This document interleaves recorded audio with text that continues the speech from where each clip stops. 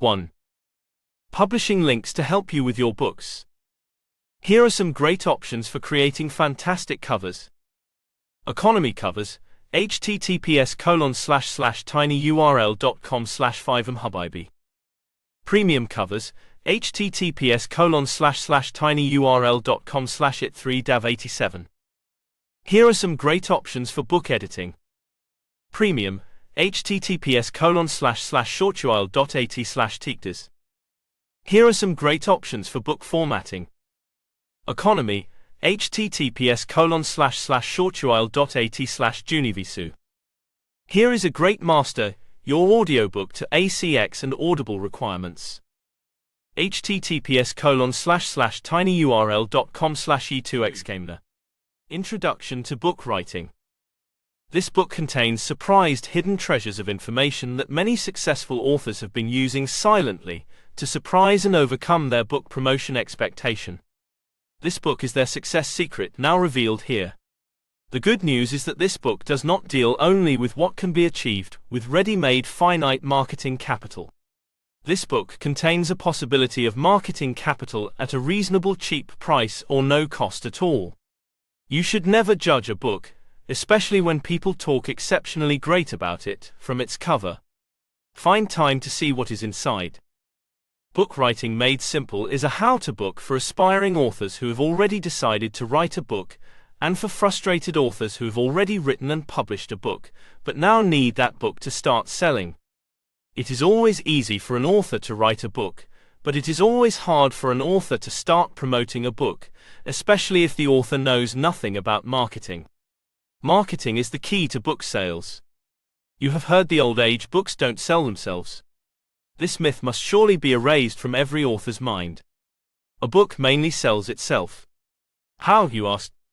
After reading this book first chapter to the last, you may not doubt my words again. 1.1. The importance of writing skills. Whether in college or graduate school, top students in all fields master one or more crucial skills, such as writing and critical thinking. Chemistry majors will have read novels, and mechanical engineers will have taken poetry courses. Business students will have polished their communication skills. Currently, most liberal arts colleges require a type of final project in which students demonstrate high-level writing skills, such as a thesis paper or essay exam question answers. Adding to the confusion is the fact that the American education system, among others, often values word counts over original and insightful thinking, writing only for the teacher, and repetition and imitation. Good writing is a key part of success in any field. Virtually every top job listing values excellent written and oral communication skills more highly than any other qualification.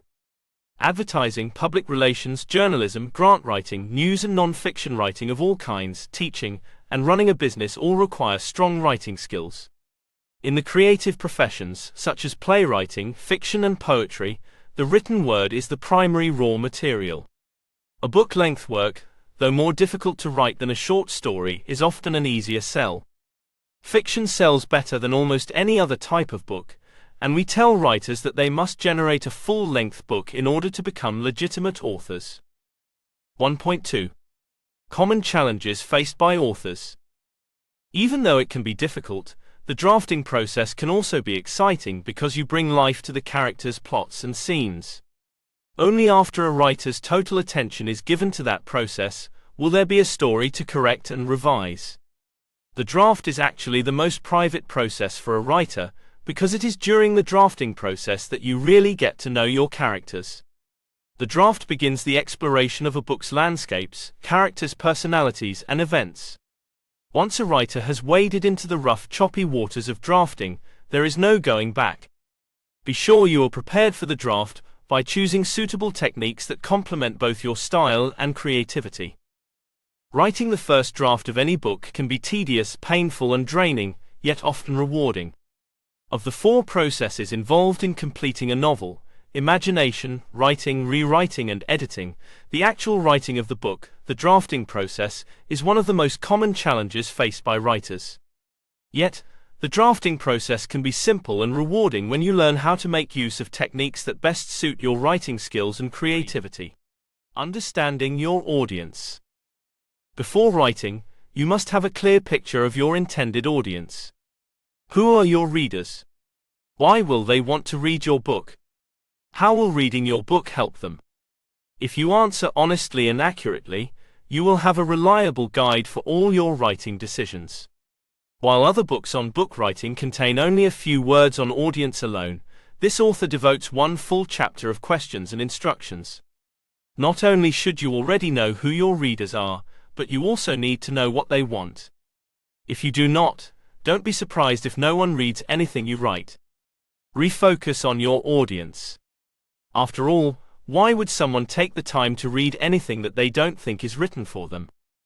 Having a clear and specific picture of your audience can mean the difference between a brilliant book that no one reads and an average book that creates a sensation.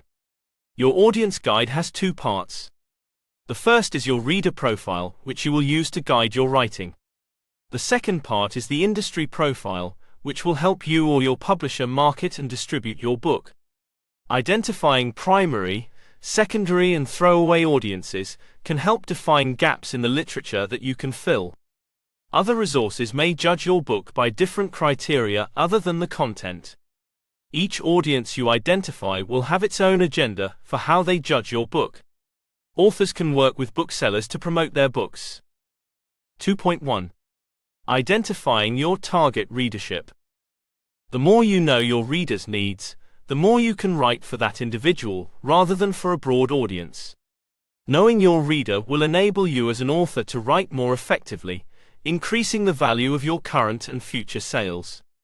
Although we may start each writing project with a relatively clear protocol of who our book is going to attract, it is only after the third, fourth, or even fifth book targeted at this reader that we really start to think about who is reading what we have written.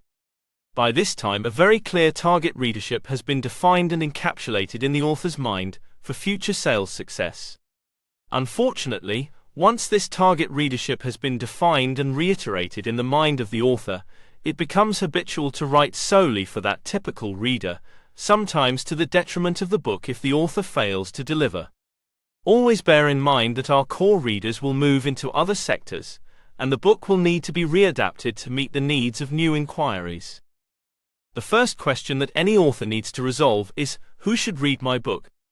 It goes without saying that some books are designed for general reading by anyone and everyone, and are likely to interest a very wide cross-section of the population.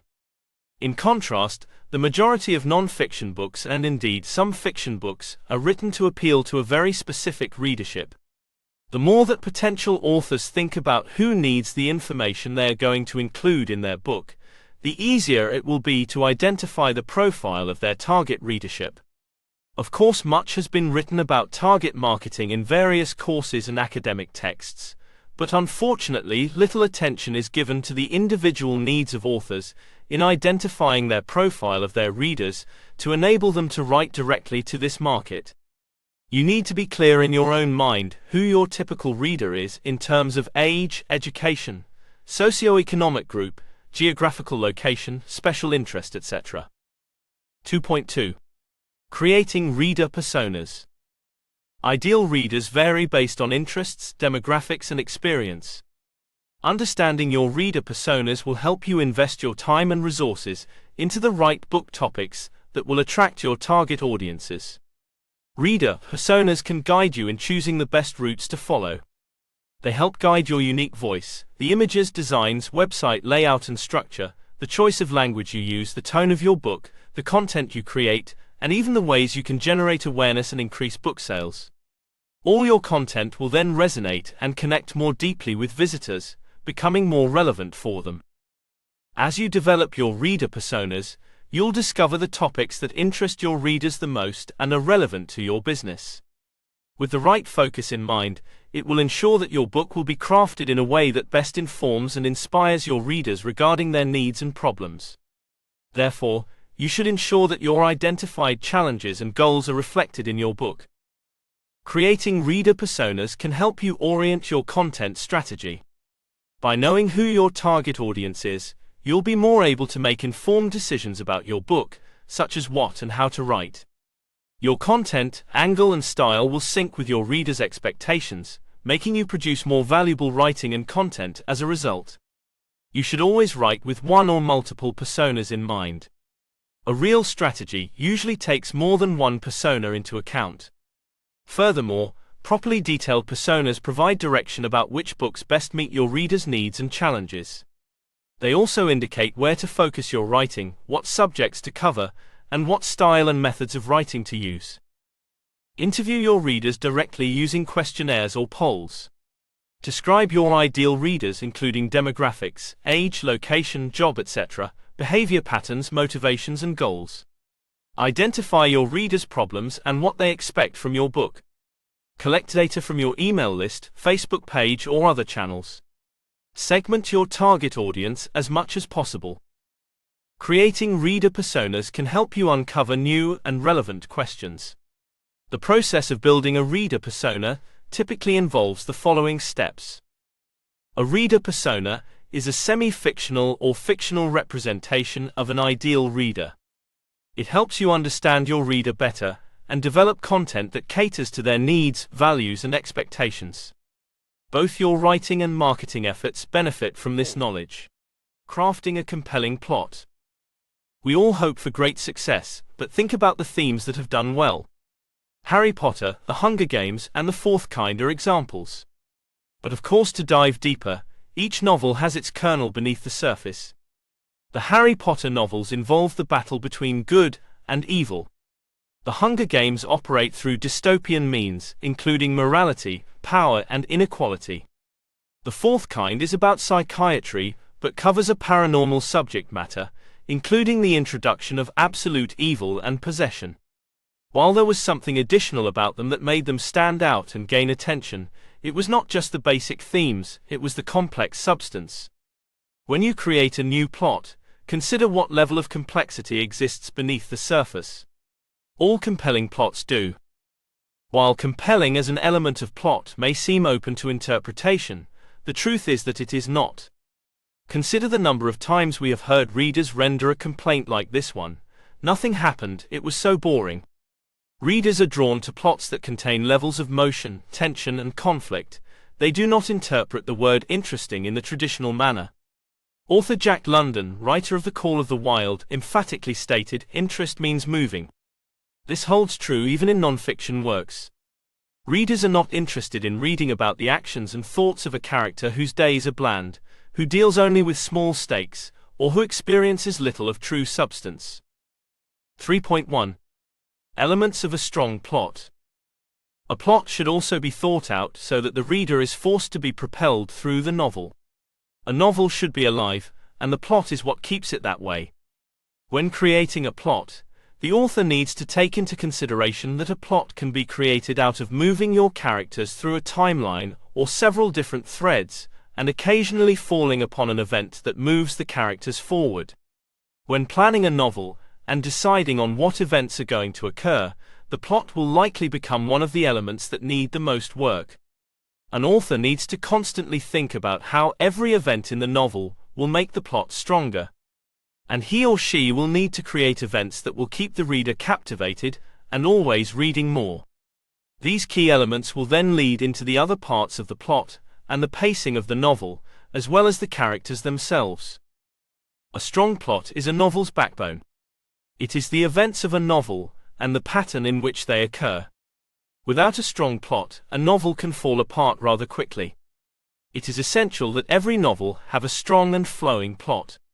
Throughout the different parts of a novel, the plot will need to be the driving force. This means that the majority of a novel's content should be created out of the novel's plot. It should never be flat either. The plot needs to rise and fall throughout the course of the novel. This is what will keep the story alive and keep the reader interested in what is going to happen next. 3.2. Plotting techniques and structures. The template story is altered in every story, altered to create the most memorable story possible. A story template can be conceived and executed in 1,000 different ways. All of us know the length and basic structure of our body, but within those parameters we are all unique. Each story starts with the most important element of all, an idea. This formless thought might be fleshed out in a myriad of ways. It might be a broad general notion, or a very specific plot. Any way it comes to an author, it is the genesis of a plot. Some basic methods of plot development can become almost formulaic if made too rigid. Plotting is considered to be the backbone of every story or novel. The plot is a sequence of events in the story that makes the events go forward. It is the skeleton on which a writer develops a novel. The depth of the plot is a combination of various story elements and how they are blended together. There are so many words written on this subject that it could fill a library, but at the heart of everything ever published on novel writing, writing fiction or books on how to write is the story itself. It is central to everything, and it is unique. Developing memorable characters. Your characters need to seem real and memorable enough to make the book live long after the reading. They will be revealed not just by physical description or long biographical data. Instead, they will seem three-dimensional, showing their nature as they interact with others, by their behavior and words, and by what they do. Real, rounded characters have more than just appearance and manner to explain them. They have attitudes, social skills, ethics, interests, IQ, even EQ, emotional intelligence, and are in some way different or special or unique, probably not at all times but certainly in some areas. This applies equally well if you are writing memos or business reports, stories or plays. Always take time to be sure your characters are of interest and capable of change and action, to support the overall aim and structure of your sentences and paragraphs. When writing your book, you must create characters who seem real to your readers. It does not matter whether you are writing fiction, non-fiction, a book of poems, biography, action, adventure, or romance. To stay vivid and alive in a reader's mind, characters need to have dimensions that require some careful thought and planning as you create and bring them to life. Let me explain the character technique in detail. 4.1. Character archetypes and development. Other characteristics of this myth are: the hero's journey has a form. Characters also represent qualities rational, irrational, tangible, and ideal. We've seen it before. It belongs to all of us.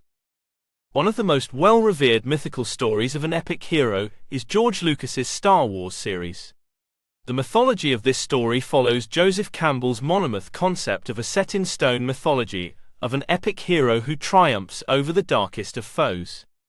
The epic hero usually starts as a seemingly normal person, has something great in their lineage that sets them apart, usually is not aware of what is truly in their lineage, undergoes a test of character, and then is faced with an epic battle. The hero sprouts from obscurity, does something great that marks them as someone destined to be epic, goes into the unknown and gives a piece of themselves that forever transforms them, therefore bringing immense rewards and fulfillment.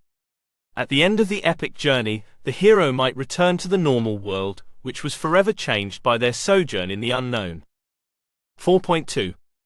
Character motivations and goals. While you must assist the characters in becoming lifelike, that doesn't mean you have to tell the world their favorite color or where they went to grade school in order to make the character seem genuine. What is called for is developing each character in the novel to contain fears, motivation, and goals that your reader can identify with. Add something to the character that will allow the reader to care about them. If the reader's emotions are not engaged, the character loses value. They should want to applaud the character's successes or mourn their losses. Yes, the hero has an overall goal. One he hasn't even realized yet. But the villain must have his or her own goal, and the readers need to be aware of that goal so they understand when the antagonist is thwarted, and why, and when they succeed. Losing any significant character goal risks losing your readers. In a romance such as Carla Darcy's A Wager of Love, the characters are attempting to accomplish a goal, while every other character in the novel attempts to thwart them for their own selfish motive. Motivations are what lend life to the character. Each character portrayed must be envisioned as a person who has certain goals they yearn to accomplish. In order to add depth to the character, the author writes by revealing why the character desires what they do. This wound offers rationale behind every action made. It is the Achilles heel that needs healing, and is the means by which the antagonist or other characters may come to understand or assist in the healing process of the character. Setting and world building. It can also be as much an object of desire as a character in romance or science fiction romance. The most difficult task is to convince readers that the post-apocalyptic world in time travel romance is an authentic world. Fantasy and science fiction require that the world be more a part of the ongoing narrative. Settings are the snap-together building blocks of the world, plot, and character. A wealth of tools and concrete points help authors build their settings, and combining several of them creates a smooth flow of information that spreads over the course of the book. As with character and plot elements, settings can be created from background to the detail at any time and in any out-of-plot time. Setting and world-building sections assume that you are writing a world set in a world close enough to Earth that readers will feel at home. Space opera world-building is discussed in the plot and structure section, as it's more about plot and building an antagonist. Also, setting is where the story happens, and it happens in a story world that is tangible at some level. The level of detail can vary widely. In literary fiction, the story world is created from careful, detail-oriented observation. For mystery, you will want to set the story in a location that has a detailed, real-world impact. Genre fiction will usually be set in the real world too, but too little real world in science fiction, contemporary romance, or historical fiction is lethal. The story world doesn't take center stage, but it's important that you pull it together with enough sensory detail that the setting is tangible. 5.1. Creating vivid and believable settings. In every story, details need to fit the type of book you're writing. Action books need fast-paced and dramatic settings. Fantasy or science fiction books need a lot of imaginative but consistent setting details. Mystery and crime usually need to have a stark, grimy, or dirty feel to them. Humor needs an offbeat touch or full of exaggerated details. In every story, setting needs to do descriptions of not just the character but also of what's happening in the story. With vivid settings, you'll be able to give your reader characters in action. It's also an excellent way of keeping the story fresh and making a character more real. Every writer does it a little differently, but whatever that it is, good authors all provide strong and vivid descriptions of their story's details. Settings come alive when they contain vivid details that your readers can imagine. Do you need a shooting to galvanize tension in your story? If so, you need to explain who the good guys and bad guys are, how they look, where they are, what time it is, what the weather is like, how they got on the scene, and what has brought up to this climactic moment.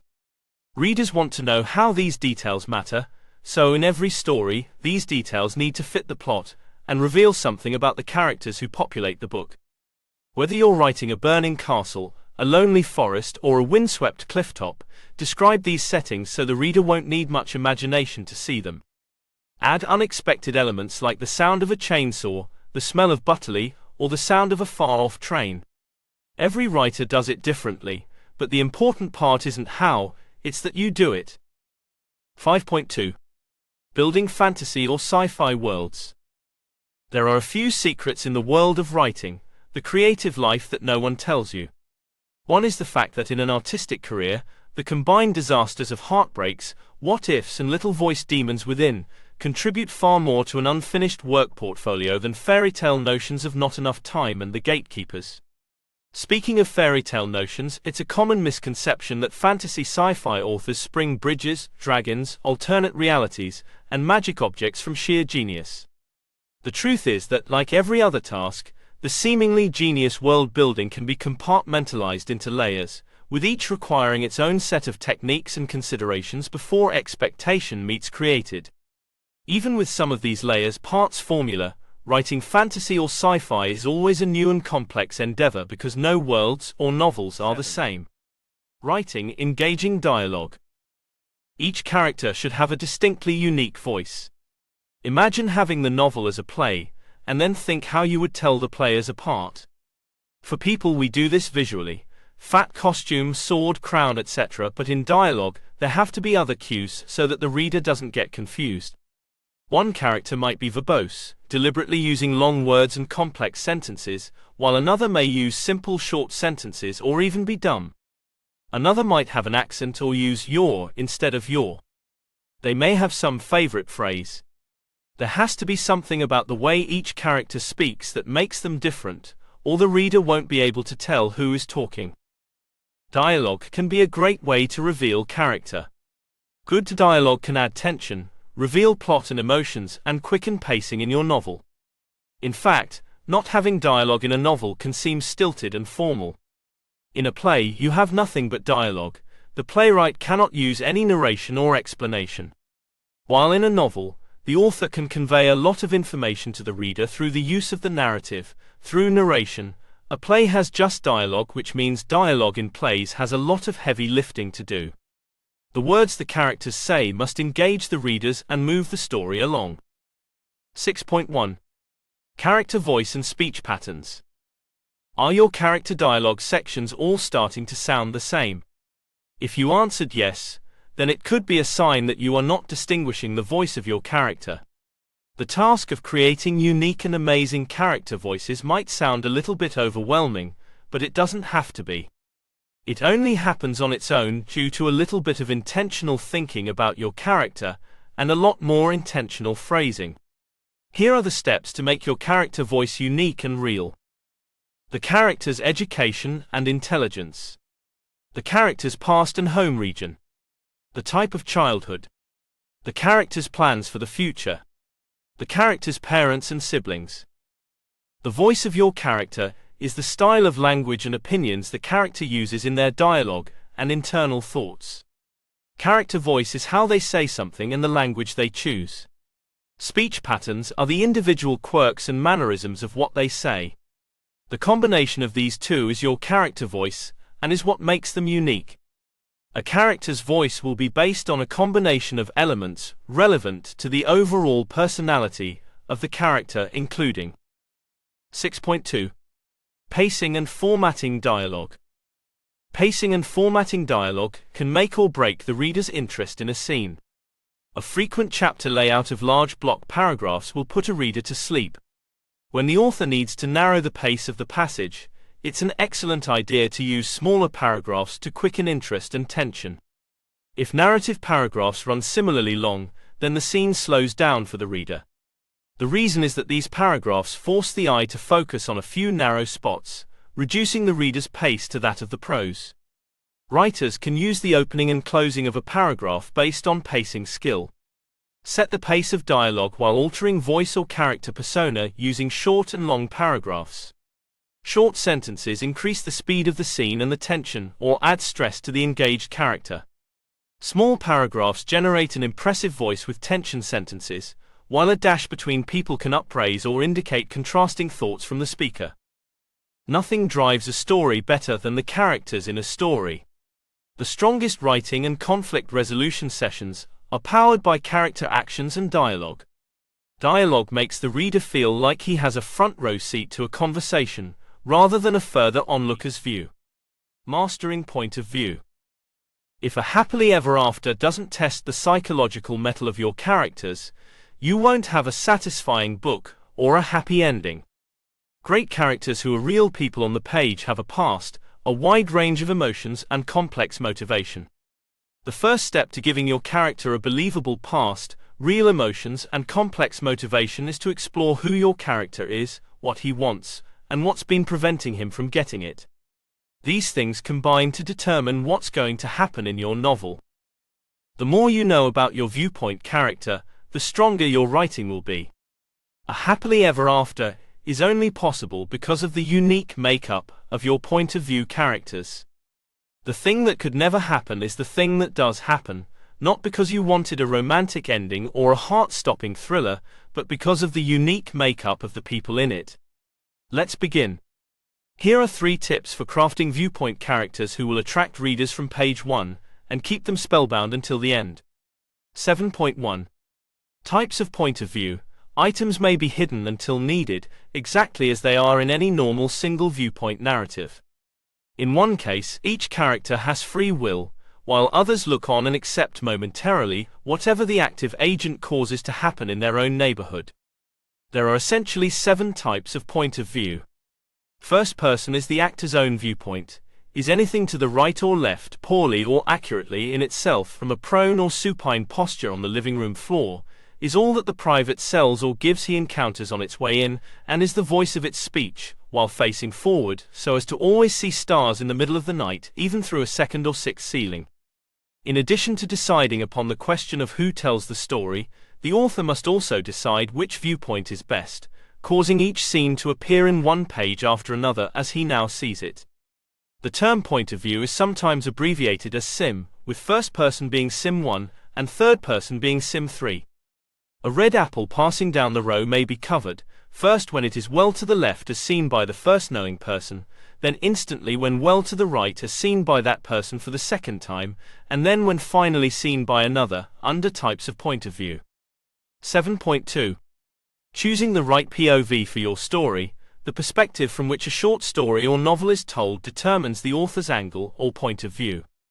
The role of the author is to reach a given distance comfortably from inside the character's head and express their thoughts, emotions, actions, and reactions to whatever happens around them. Different readers prefer different points of view, POVs. For some, first person is too subjective. For others, it's the irresistible pull of, I'm telling the story from inside this character's head. Third person limited offers more freedom than first person but often functions like first person. Second person tends to be more challenging for some readers because it calls for more reader involvement, creating the feeling that the author is bossing them around. As for third person omniscient, the argument goes, just because the narrator knows everything, doesn't mean the author must include everything. The omniscient point of view is a viewpoint where mistakes often occur. When writing in an omniscient point of view, you tell the story as an all-knowing narrator. You tell the thoughts and actions of all of your characters. Some beginning authors may believe they are writing in third person limited, with the use of complete omniscience. For an inexperienced author, head hopping is a common problem. Head hopping is a move from the POV of one character to the POV of another, within a single phrase, sentence, or paragraph, violating the principle of only using one character's POV per chapter or per scene. It contains a tendency to tell rather than show, and affects the pacing of your work. Choosing a point of view, POV, is confusing for authors writing their first novel, and even seasoned writers are interested in experimenting with it. Point of view is the method that writers use to tell their story. The choice of perspective in which you write has far-reaching effects. When contemplating which one to use, it's important to understand the differences. Editing and revising your work, if it's helpful, write a one-sentence summary that encompasses the aim of your book. Consider the jacket flap copy, or the book's potential index headings. Assume that your reader or potential buyer is taking only a minute to explore the book's content in a store. What are the top 3 or 4 points, headings or areas of concern that the manuscript covers? While these may not be chapter headings actually, it's often advisable to engage in an exercise like this by thinking of the reader's needs, concerns, or topics, and arranging the manuscript's content to smoothly address those concerns, with chapter headings designed to enhance access to that topical discussion. After a time away from your manuscript, you'll want to revisit it with fresh eyes and plan for revising and editing. Once you're past the excitement of completing a writing project, you can focus on these paramount concerns. Begin by considering larger structure and content issues. Does the finished work fulfill the requirement or vision outlined in your proposal, your outline, or your roadmap? If there was no roadmap or guide to help you produce the completed manuscript, your first concern should be identifying what the manuscript is really about. The more narrow and thematic the focus, the better. The more an editor or a reader can grab onto that thread and hold on, the better. Here are some great options for book editing. Economy, Premium 8.1. Self-editing techniques. Step away from your manuscript for a day or two. When you go back to read or reread a particular article, pretend you are the reader, because you want to do all you can to notice exactly how readers will experience your content, both emotionally and intellectually. Don't read for evaluations. Only readers' responses count. Take note of your reactions and write them down. Give yourself whatever time you need to ensure each word is the correct word, and each punctuation connects cohesively at every level. If you don't listen to your team and you're just rushing through vowels, adverbs and commas to finalize your work, you will most likely leave the sticky parts unexamined. Make sure the early editing process is about listening. Keep your ears wide open. Where you get stuck, your readers will get stuck. Fix those sticky spots. Editing is a painstaking process. However, tackling it systematically improves a writer's style, voice, and ability. Being an author, editor, agent, and publisher, I've learned through experience a unique way of self-editing that I share with clients to refine and polish their masterpieces. Take your time and take breaks.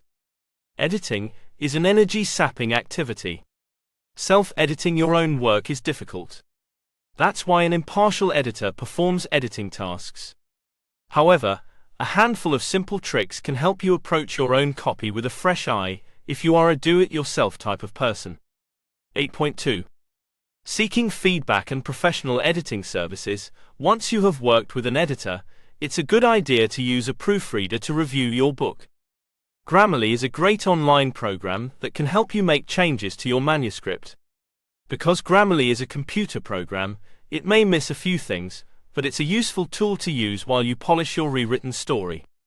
When your book is structurally sound, you will need to hire a professional editor to perform a full developmental edit. If money is tight, consider hiring a professional to edit the first few chapters of your book. You should also consider investing in professional editing the first chapter of your book to ensure that you have your reader's attention. A professional editor will line edit your manuscript with a focus on grammar and punctuation. They will also check for common writing mistakes to ensure that your book tells an engaging story. An editor's job is not to write your book. Rather, they will offer suggestions to help you write the best story possible for your reader. Be open to their suggestions and listen to their advice. Good editors will cost money, but they will help you to create the best book you can write. To improve your book, you will need to seek feedback from others. Find reading groups interested in your genre and offer to pitch your book for their feedback. There are also online reading groups that will offer feedback in exchange for your feedback. Friends and family will also be able to offer their feedback to help you improve your book. Navigating the publishing process. Writing your book. Get started. Choose your topic and set reasonable goals. Getting past the "I can't write" syndrome. What can you write about? Write your book. Preparing your manuscript. When you're done writing. Navigating the publishing process. Proof your work. What is desktop publishing? What will it cost to print? What is a book smart author? Manufacturing your book. Decisions. Get to know your printer. The big moment. Publishing issues. ISBN copy and license information. The fear of the unknown. Time to take charge. Book writing made simple. Where do I go from here? It's time to promote your book.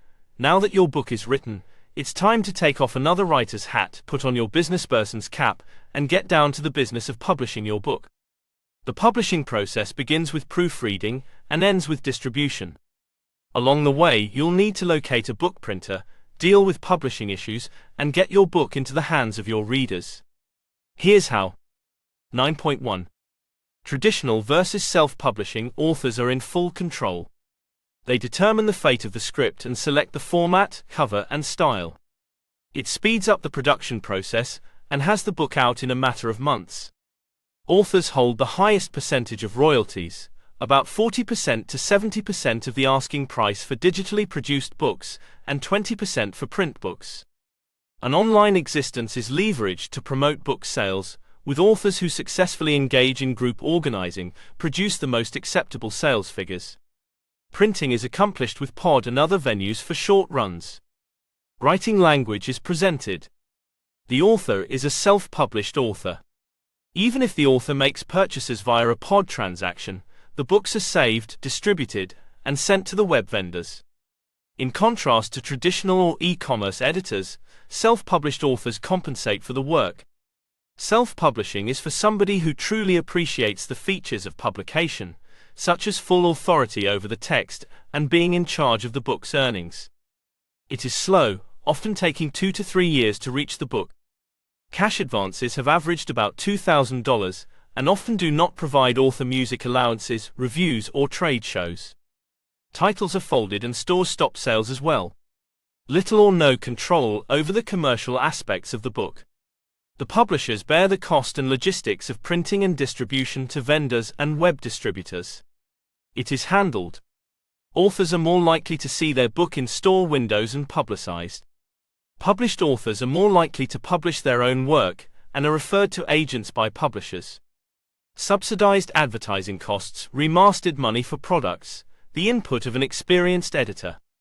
Authors with traditionally published books are paid for the rights to print, distribute, and sell printed books. The publisher has final approval for the written work, or may request coursework or major rewrites before the book is published. The editor takes over most of the professional composition and rewriting tasks.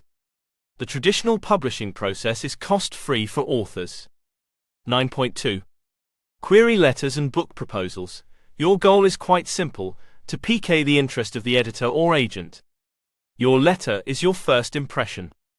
Perform a major overhaul on your query letter if you get negative feedback. Recently, I removed a chapter summary from a long query letter, just left a paragraph about the book. That seemed to capture the editor's interest. Many of the successful writers I've spoken to recommend sending only the query letter initially, while others say to send the proposal or manuscript, depending upon the guidelines for that particular agent or publisher. Your task is not to make the sale, but to generate enough interest to get them to look further into your work. Have you ever gone on a job interview? Most people have felt the tension of answering the questions of a stony-faced interviewer while being prodded by unseen telepathic fingers to say something brilliant and meaningful. It's a serious process because the interviewer is trying to boil down large stacks of resumes to a single person. Submitting a query letter or book proposal is similar to a private job interview. You are privy to a selection process. It can be stressful because you may only have one chance to make your case. The plus is that you get to choose who will see your query letter.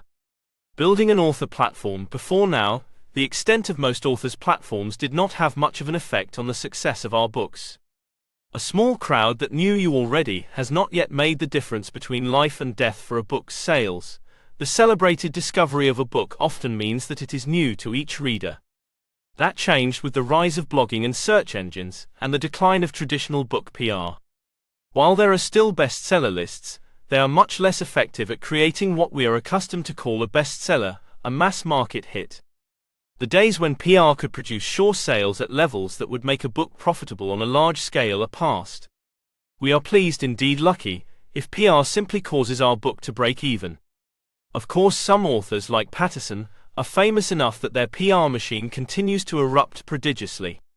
But our society is not making anywhere near as many writers that famous. Practically everyone planning on putting a book out in today's world needs an author's platform. There is no mystery to it. It is our stage, the location where we stand, the soapbox where we voice our opinions. The platform is where we stand to be recognized and heard. We should be clear, however, that most authors already have a platform. We are already known by a set of people. Our platform centers on that group. You can have other people on your platform, but sharing your own crowd with a minimum of other authors is important. Your readers can say that they already knew you when. Actually sharing your platform with someone with a huge, non-overlapping crowd is one of the big benefits of collaborating with a major, established contributor. For example, for the 451 book, the CEO has a corner of his website for the book, which is terrific, and adds a lot to the book's likelihood of succeeding in the corporate institutional market. 10.1. Creating a strong online presence. Your website should focus primarily on getting visitors to sign up for your newsletter. This means that in addition to information about your books, excerpts, book trailers, etc., your main focus should be on capturing those readers and adding them to your database using a newsletter sign-up form and some opt-in incentive. The concept of opt-in incentive is simply giving visitors something of value in return for persuading them to sign up for your mailing list. The age of generic websites is slowly fading. Your website's key responsibility is to build and control your own proprietary database of readers who have come to the site themselves because they want to learn more about you. They should be able to opt in or out of any of your lists, free newsletter or book purchase lists. Once you have them on your list, it is creating the content for your email blast and then hitting the send button. If you've done a great job, you can expect to see your sales soar in as little as 24 to 72 hours. The demise of spam popularity has helped to make e-newsletters much more welcome in your customers' email boxes. Creating a strong online presence is the best way to generate an interest in your books. This can be done by promoting your own professional website, turning your passion into effective blogging, and using some of the newer Web 2.0 tools such as Facebook and Twitter to create relationships and fast promotion of your newest writing adventures. There is a ton of information available online to help you create an author website, so I'm not going to get into how to set one up. I do want to advise you that if you do not already have one, it is time to look into it. Your website is the primary crucial location for readers to find out about you and your books. So if setting up a website isn't for you, this won't bode well for your book sales. 10.2. Engaging with readers and building a fan base. What's wonderful about creating a fan base is that they generate word of mouth and help promote your future books. The chances of being successful in self-publishing are so much higher if you have a group of people who are following you and wanting to hear about your books.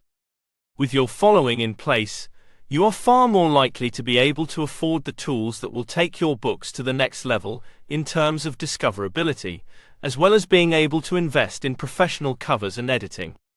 You are not aiming for tens of thousands of followers, but a few hundred dedicated fans who can rapidly propel your book to the top of the sales charts. In the last chapter, we looked at various different ways of interacting with your readers.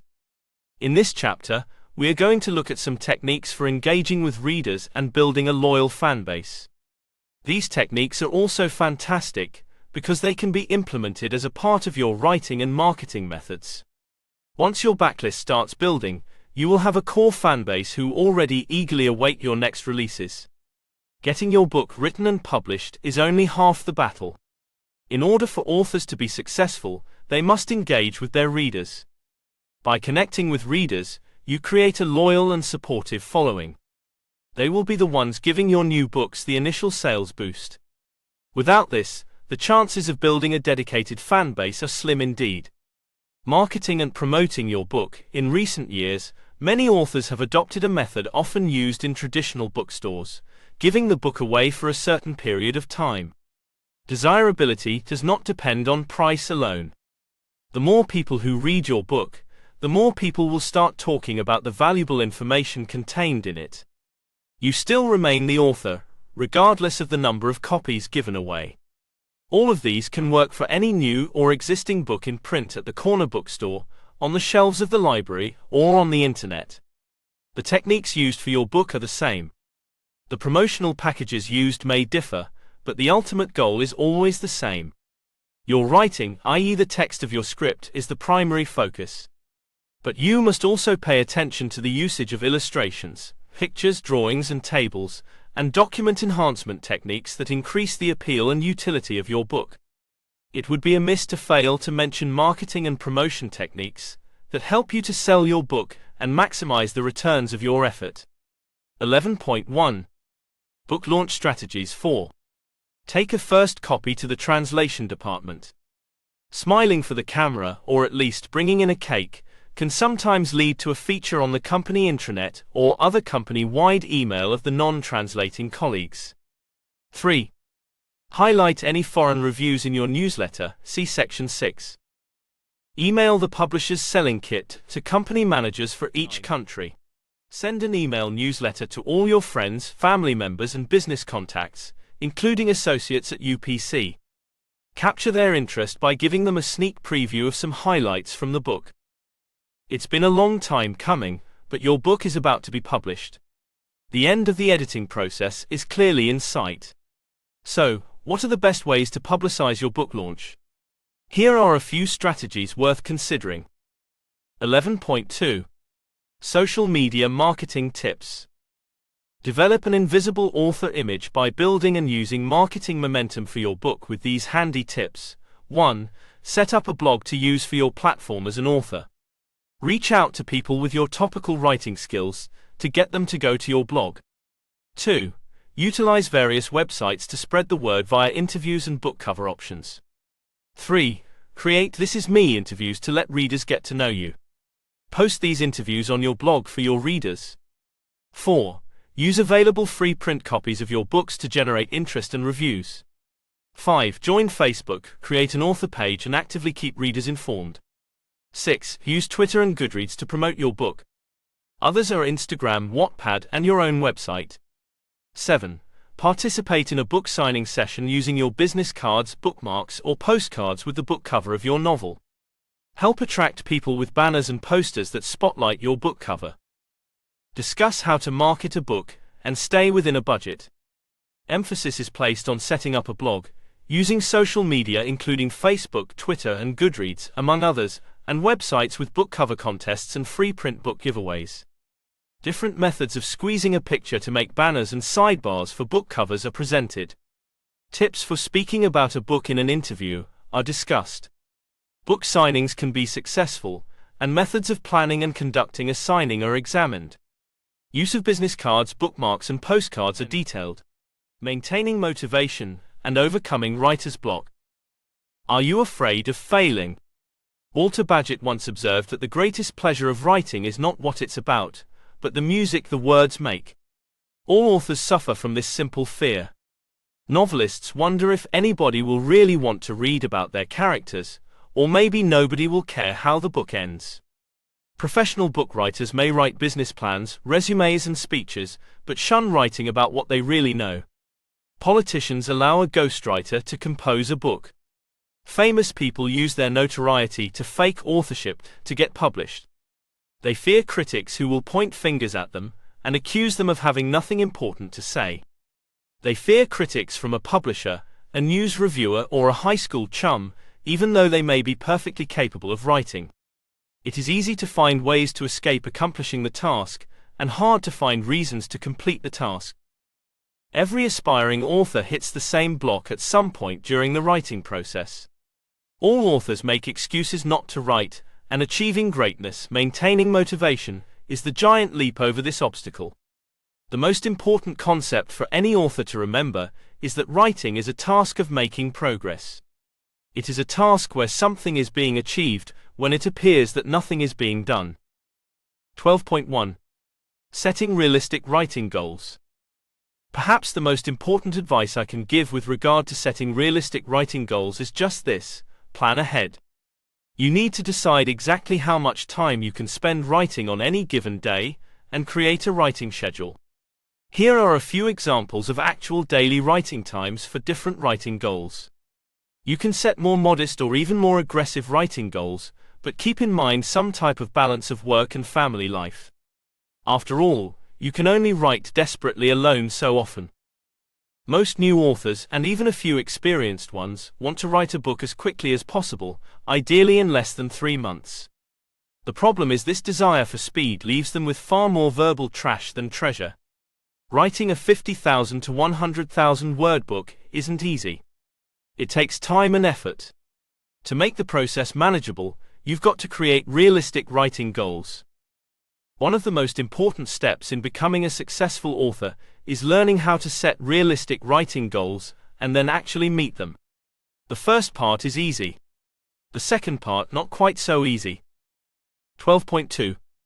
Techniques for breaking through creative blocks. Writer's block is a nearly universal rite of passage for a new, aspiring author. As the stress of an assignment builds, either the experienced professional or novice writer will start having days when they just do not have any interesting or meaningful concepts to put onto the paper. The author will end up staring at a blinking cursor or an empty sheet of paper, and the clock will just keep on ticking. To help eradicate writer's block and to speed up their writing, begin to just write. Get something down on paper as quickly as possible. Doing this often helps the mind get over throwing up that initial roadblock. Try free-form brainstorming, don't bother with grammar or structure at this time. Once there is something tangible to work with, the author can whittle it down or play jigsaw puzzles with the words. When the tunnel of writing runs into a brick wall, it can really slow down an author's progress. There's nothing worse than finally getting a nice chunk of time off, sitting down and nothing. It's a terrible disappointment when the ideas and words won't come. This is writer's block, and it is a common occurrence for anyone with the desire to create. Here are a few guidelines on breaking writer's block. Before trying these helpful tips, it is good to try something to put the writer into that semi-awake state, so to wake up the creative subconscious mind. Try meditating, yoga, or any form of deep relaxation. Then the author's mind will be open to the more inventive side, where ideas are often born. Conclusion and further resources. Many aspiring authors driven by visions of fame think that writing a book is a simple matter of buying a new computer and reading the manuals. It is true that a combination of good planning and writing skills will get a book written, but not necessarily written well. Good writing requires self-awareness, the desire to develop your knowledge and abilities, and the development of appropriate skills. All three of these requirements will help to anchor your book in an unfamiliar and demanding world. By sharing your experience, insights, or instructions with your readers, you can enrich them in an empowering way. Your efforts and those of attentive and sympathetic editors should create a book that is as powerful and convincing as it can be. With the application of coaching and some persistence, you can develop and use your writing skills by taking a small step at a time until your book and your discipline become genuine aids to your growth and well-being. Good books serve their authors as well as their readers. All the best. In this guide, we propose that you focus on your book as an aid to expressing the distinctive song you have been given to sing. Writing should be more than a future investment or a present income generator, although it can be these things. Writing, we argue, is really about revealing the views, knowledge, and stories that make you unique. We focus on writing the book, and note that the preparation, marketing, and publishing steps that surround this are also important expressions of self-awareness and self-discipline. They are important practical exercises that are defined by your unique understanding, needs, and style. We conclude by sharing 10 valuable resources that will assist you in making your next book as successful as it can be. 13.1. Recap of key techniques and strategies. Deciding what your one key idea is, and then expressing it as simply and clearly as possible. Murder your darlings. Be ruthless in eliminating repetitions and simplifying what you're doing. There's an interesting link with non-fiction writing and what a lot of interviewers are interested in. What I tend to find most interesting isn't lots of detail about a few points. These are usually pretty obvious, or you can pick them up later.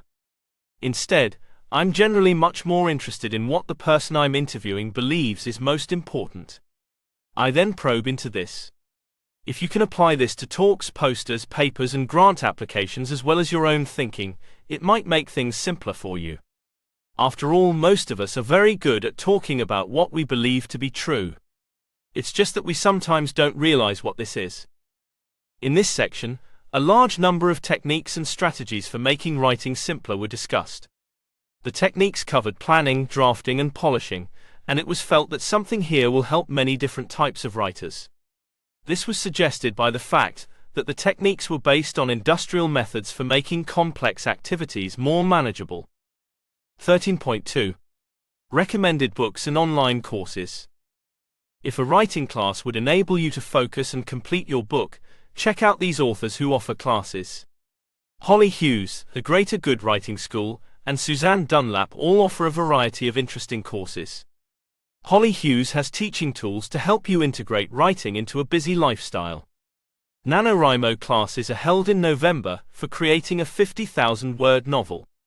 Natasha Lekic runs a series of courses at the Writing Academy Commercial. Emily Rodmell offers a range of courses. Authority Pub Academy teaches Palladian craft and publishing business success. Note that Sarah Crawford and Sock Puppets for Literary Criticism do things differently. The same is true of Darcy Patterson and Christian feminist online writing classes from the Micah Group. Sumner M. Davenport is the CEO of a publishing consulting company. I recommend the following books: Stephen King's On Writing, a memoir of the craft, part memoir. This book is filled with personal experiences and writing advice from this bestseller. Elizabeth Lyon's A Writer's Guide to Fiction. This in-depth approach appears to be for new writers and seasoned professionals. Natalie Goldberg's Writing Down the Bones, Freeing the Writer Within. True to its title, it has a wild approach. Anne Lamott's Bird by Bird. Based upon her advice to fellow writers, it covers all the challenges a writer might meet. Lisa Cron's Wired for Story is a unique offering, as it tells how to employ brain science to incorporate storytelling successes. Here, I share some recommended reading, and then some online courses, but please remember that while courses are powerful and reviews offer just-in-time learning, the writing process itself is at the heart of producing a great product. A book may be a mentor, but discipline, effort, and time have to bring the excellent product to serve throngs of grateful readers. Publishing links to help you with your books. Here are some great options for creating fantastic covers. Economy covers, https://tinyurl.com/5mhubibi. Premium covers, https://tinyurl.com/it3dav87. Here are some great options for book editing. Premium, https://shorturl.at/teachers. Here are some great options for book formatting. Economy, https://shorturl.at/junivisu. Here is a great master, your audiobook to ACX and Audible requirements. https://tinyurl.com/e2xkamda.